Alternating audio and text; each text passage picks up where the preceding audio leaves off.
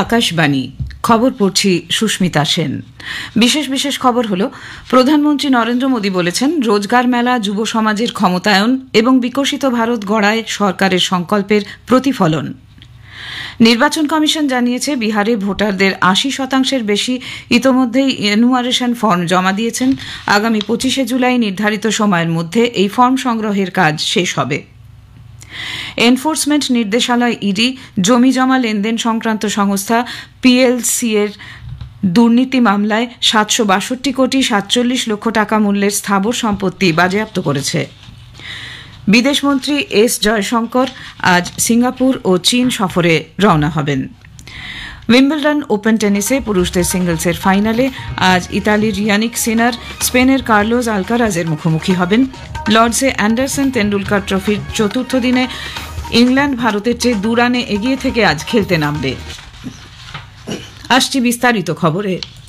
প্রধানমন্ত্রী নরেন্দ্র মোদী বলেছেন রোজগার মেলা যুব সমাজের ক্ষমতায়ন এবং তার সঙ্গে বিকশিত ভারত গড়ার সরকারের সংকল্পের প্রতিফলন। গোটা বিশ্ব ভারতকে এক গুরুত্বপূর্ণ শক্তি হিসেবে মেনে নিয়েছে, যার দুটি স্তম্ভ হল জনসংখ্যা এবং গণতন্ত্র। ষোড়শ রোজগার মেলায় গতকাল বক্তব্য রাখার সময় শ্রী মোদী একথা বলেন। দেশ জুড়ে ৪৭টি স্থানে আয়োজিত রোজগার মেলায় ভিডিও কনফারেন্সের মাধ্যমে তিনি ৫১,০০০ চাকরি প্রার্থীর হাতে নিয়োগপত্র তুলে দেন। रोजगार मेलों के माध्यम से अब तक लाखों नौजवानों को भारत सरकार में परमानेंट जॉब मिल चुकी है। आज भी आप में से कई ने भारतीय रेल में अपने दायित्वों की शुरुआत की है। कई साथी अब देश की सुरक्षा के भी प्रहरी बनेंगे, कुछ साथी हेल्थ फॉर ऑल मिशन के सिपाही होंगे और बहुत से साथी भारत के औद्योगिक विकास को नई रफ्तार देंगे। প্রধানমন্ত্রী আরও বলেন, দেশে স্টার্ট আপ উদ্ভাবন এবং গবেষণার বৃদ্ধির ফলে যুবশক্তির ক্ষমতায়ন ঘটছে। বেসরকারি ক্ষেত্রে নতুন কর্মসংস্থানের সুযোগ বৃদ্ধির উল্লেখ করে শ্রী মোদী সরকার কর্মসংস্থানের সঙ্গে সংযুক্ত উৎসাহ ভাতা চালু করেছে বলে উল্লেখ করেন। এজন্য ১ লক্ষ কোটি টাকা বরাদ্দ করা হয়েছে এবং এর ফলে প্রায় ৩.৫ কোটি কর্মসংস্থানের সৃষ্টি হবে। পশ্চিমবঙ্গের কলকাতা, খড়গপুর ও শিলিগুড়িতেও আয়োজিত হয় রোজগার মেলা। কলকাতার শিয়ালদায় বিসি রায় অডিটোরিয়ামে ২১৫ জনের হাতে নিয়োগপত্র তুলে দেওয়া হয়। অনুষ্ঠানে কেন্দ্রীয় প্রতিমন্ত্রী ড সুকান্ত মজুমদার ২৫ জনের হাতে নিয়োগপত্র তুলে দেন। খড়গপুরে দক্ষিণ পূর্ব রেলের সুপারভাইজার ট্রেনিং সেন্টারে রোজগার মেলায় ১৫৫ জনের হাতে নিয়োগপত্র তুলে দেন খড়গপুরের বিধায়ক হিরণ চট্টোপাধ্যায়।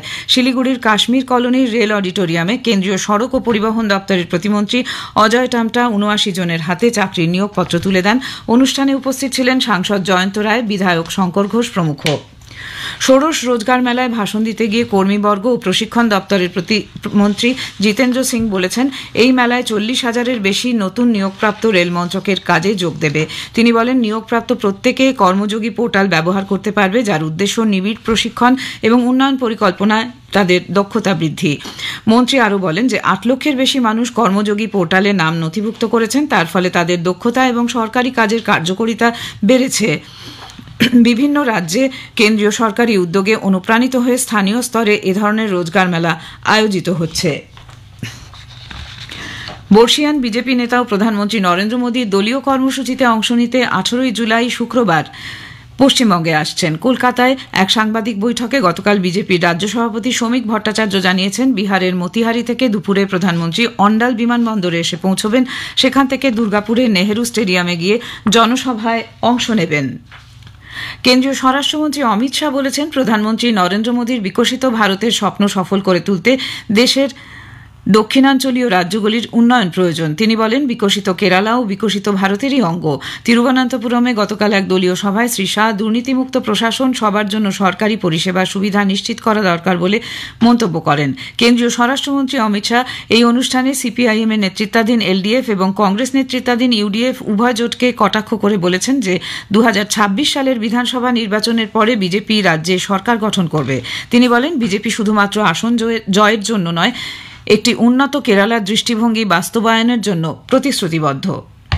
विकसित भारत का रास्ता विकसित केरलम से होकर ही जाता है। दक्षिण के शक्तिशाली राज्यों के विकास के बगैर विकसित भारत संभव ही नहीं है और महान केरल राज्य मिल मिलाप कर आगे बढ़ने वाला राज्य है। विकसित केरलम आज से भारतीय जनता पार्टी का मूल उद्देश्य बनने वाला है। খবর শুনছেন আকাশবাণী থেকে। আমাদের সংবাদ শোনা যাচ্ছে ইউটিউব চ্যানেল আকাশবাণী সংবাদ বাংলা, ফেসবুক ও ইনস্টাগ্রাম আকাশবাণী সংবাদ কলকাতা এবং এক্স হ্যান্ডেল AIR নিউজ কলকাতাতে। নির্বাচন কমিশন জানিয়েছে বিহারের প্রায় সমস্ত ভোটারের সঙ্গে তারা সরাসরি সংযোগ স্থাপন করতে পেরেছে। রাজ্যের ভোটারদের 80.11% ইতোমধ্যেই এনুমারেশন ফর্ম জমা দিয়েছেন। আগামী 25শে জুলাইয়ের নির্ধারিত সময়ের মধ্যেই এই ফর্ম সংগ্রহের কাজ শেষ হবে বলে তারা জানিয়েছে। খসড়া ভোটার তালিকায় নাম অন্তর্ভুক্তির জন্য ভোটারদের প্রয়োজনীয় পরিচয়পত্র সহ EF ফর্ম জমা দিতে হবে। আগামী 1 আগস্ট খসড়া ভোটার তালিকা প্রকাশিত হবে। কোনো ভোটার তাদের পরিচয় সংক্রান্ত নথির জন্য আরও সময় চাইলে তারা পৃথকভাবে 30শে আগস্টের মধ্যে এগুলি কমিশনের কাছে জমা দিতে পারবেন। কমিশন জানিয়েছে বুথ স্তরের অফিসাররা ইতোমধ্যেই 4,66,00,000 মানুষের ডিজিটাল এনুমারেশন ফর্ম কমিশনের ওয়েবসাইটে আপলোড করেছেন। এদিকে রিপাবলিকান পার্টি অফ ইন্ডিয়ার সভাপতি এবং কেন্দ্রীয় মন্ত্রী রামদাস আথাওয়ালে বিহারের ভোটার তালিকা সংশোধন প্রসঙ্গে কংগ্রেস ও রাষ্ট্রীয় জনতা দলের অবস্থানের সমালোচনা করেছেন। এনফোর্সমেন্ট নির্দেশালয় ইডির দিল্লির জোনাল অফিস জমিজমা লেনদেন সংক্রান্ত সংস্থা PACL এর দুর্নীতি মামলার তদন্তে কোম্পানির 762,47,40,00,000 টাকা মূল্যের স্থাবর সম্পত্তি সাময়িকভাবে বাজেয়াপ্ত করেছে। এই সম্পত্তিগুলি রয়েছে পাঞ্জাব, হরিয়ানা, দিল্লি, মহারাষ্ট্র এবং অস্ট্রেলিয়ায়। ইডি জানিয়েছে এই মামলাটি Messrs Pearl Agrotech Corporation Limited PACL এর সম্মিলিত বিনিয়োগ প্রকল্পে বিপুল পরিমাণ অর্থ তছরূপ সংক্রান্ত, যা বিনিয়োগকারীদের প্রতারণার উদ্দেশ্যে পরিকল্পনা করে তৈরি। এই সব প্রতারণামূলক প্রকল্পের মাধ্যমে মেসার্স PACL তাদের ডিরেক্টরদের ও অন্যান্যদের মারফত নিরীহ বিনিয়োগকারীদের কাছ থেকে 48,000 কোটি টাকা সংগ্রহ ও তছরূপ করেছিল। এই সব অবৈধ তহবিল কাজে লাগিয়ে শেষ পর্যন্ত 68টি স্থাবর সম্পত্তি সংগ্রহ করা হয়েছিল, যার বর্তমান বাজার মূল্য 762,47,00,000 টাকা।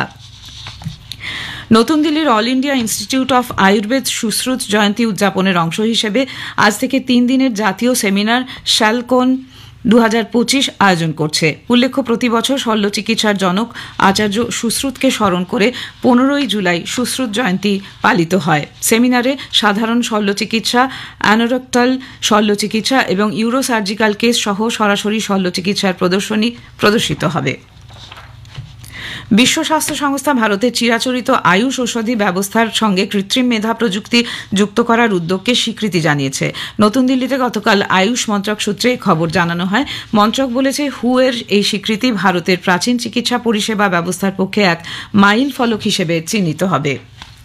বিদেশমন্ত্রী ডক্টর এস জয়শঙ্কর আজ সিঙ্গাপুর এবং চীন সফরে রওনা হবেন। সফরের প্রথম পর্যায়ে তিনি সিঙ্গাপুরের বিদেশমন্ত্রী এবং অন্যান্য নেতৃত্বের সঙ্গে সাক্ষাৎ করবেন।